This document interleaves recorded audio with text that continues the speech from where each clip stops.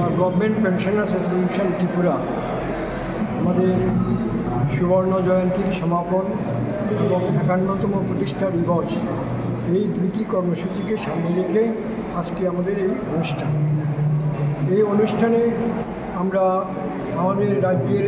বিশিষ্ট সাংস্কৃতিক ব্যক্তিত্ব এবং উড়িষ্যা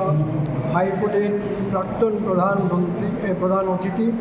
প্রধান বিচারপতি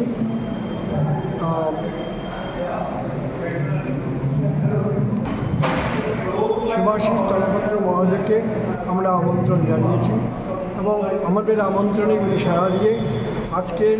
এই মহতী অনুষ্ঠানে উনি উপস্থিত হয়েছেন। আমরা চেয়েছি যে আমাদের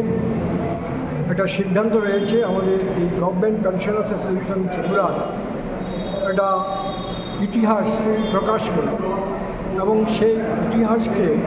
আমরা সারা রাজ্যের মানুষের কাছে, সারা রাজ্যের পেনশনার ও পারিবারিক পেনশনারদের কাছে সেই ইতিবৃত্তটা তুলে ধরতে চাইছি। এই কারণে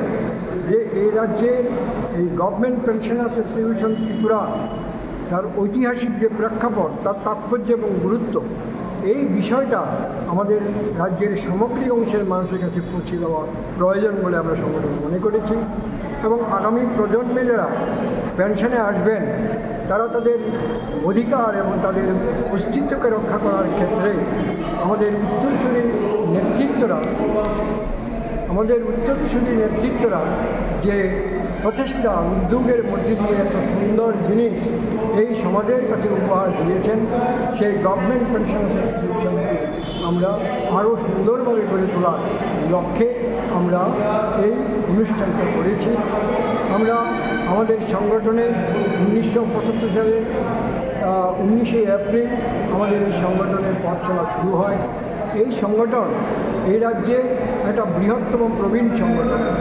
এই রাজ্যে পেনশনার ও পারিবারিক পেনশন